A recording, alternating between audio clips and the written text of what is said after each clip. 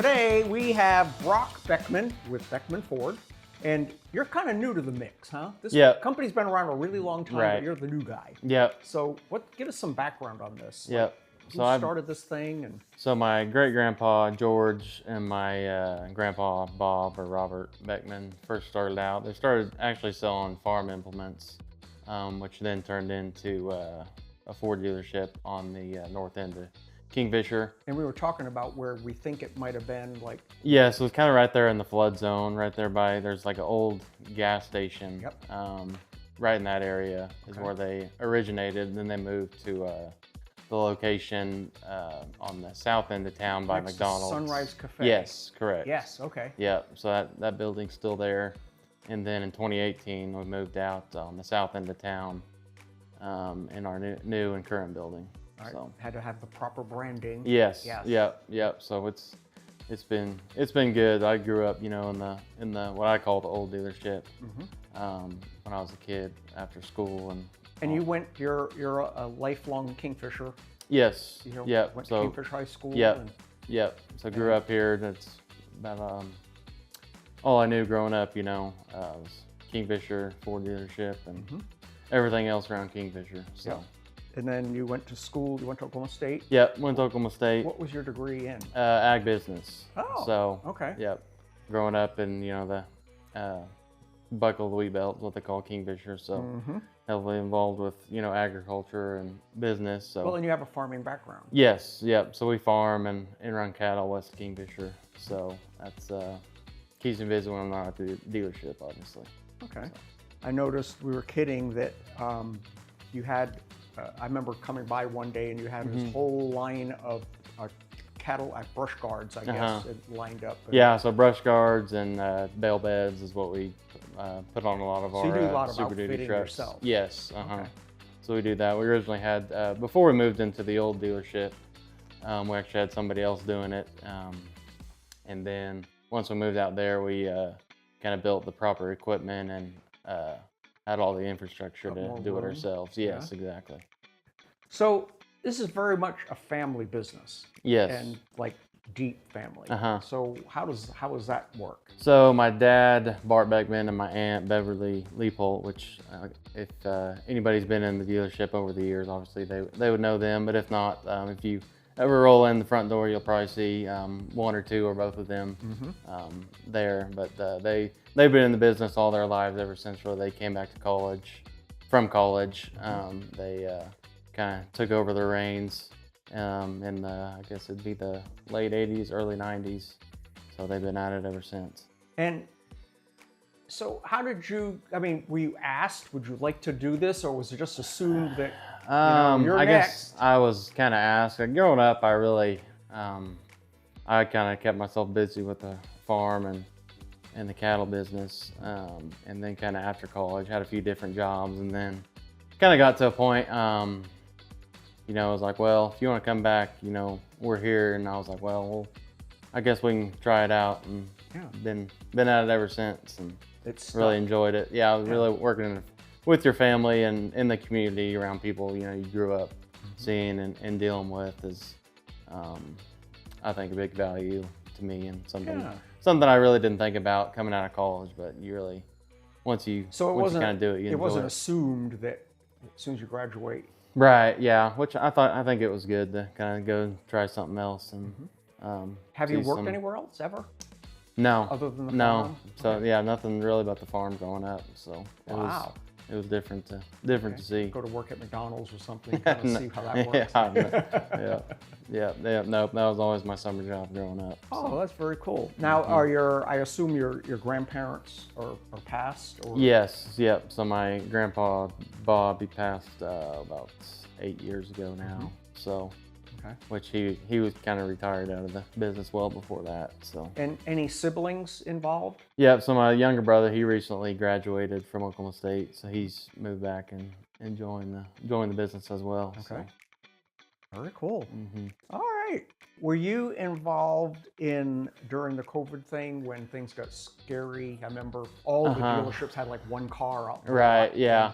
So that's kind of right when I started. I started in the summer of 2022. Oh, welcome to the car business. So yeah, it was kind of the tail end, and then it was a lot different than obviously what I grew up seeing. You know, not very much inventory, and once it came in, it went right out. So that's I'd say about year or two ago that kind of changed, and it was kind of a joke because through car dealers was we're back in the car business. You know, it's not just, well, we got it, sign here. It's you know actually having to sell them. The truck showed up, come get it. Right. Yeah. Exactly. Oh, that's funny. Yep. It got easy there for a couple of years on everybody. So what's coming in? Well, let's talk about what's going on in your business. So why is the new building better? I mean, you have a much bigger lot now. Yeah.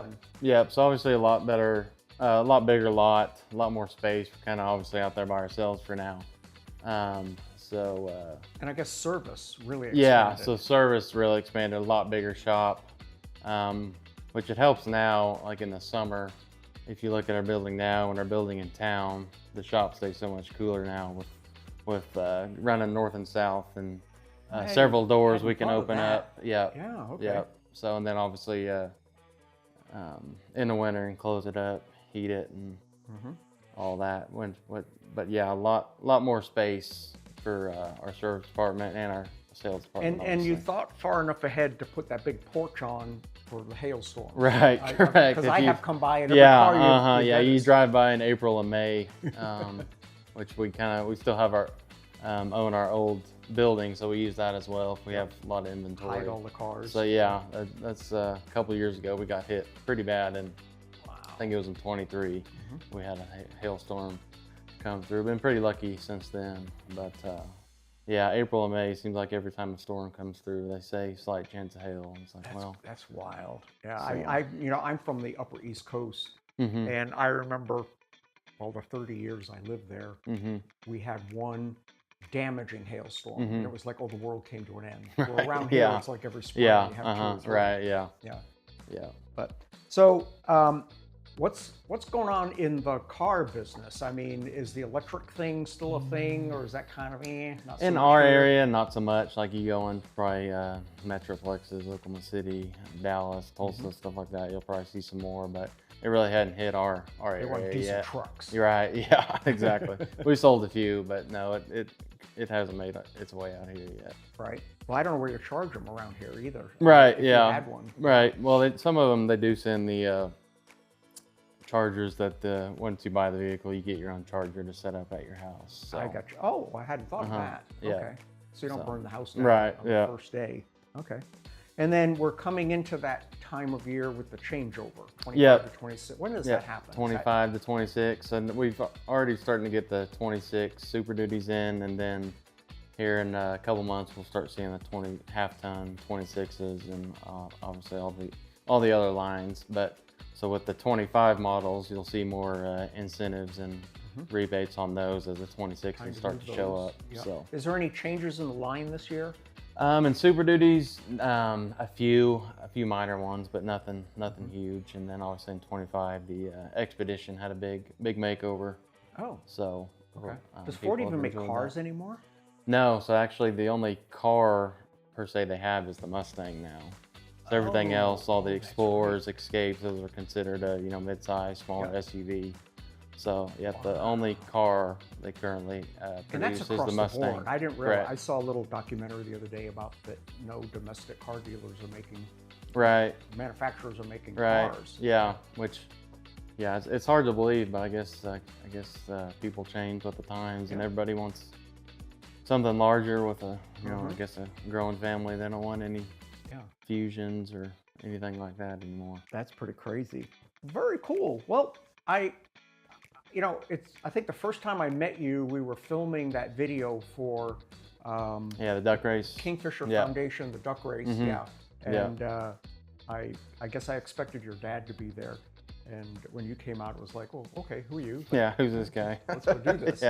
Drove around the lot and did some stupid things, but awesome. Brock, thank you so much for hanging out today. I know it was a trek up here. And, no problem. He was supposed to bring us something cool to drive, but he brought I don't know what you're driving, a pickup? Right, yeah. I'll bring something cool next time. I don't know if they make the Penteras or the GTs anymore. But, something like that, right? Yeah, that'll work. We'll look into that. All right, stay tuned.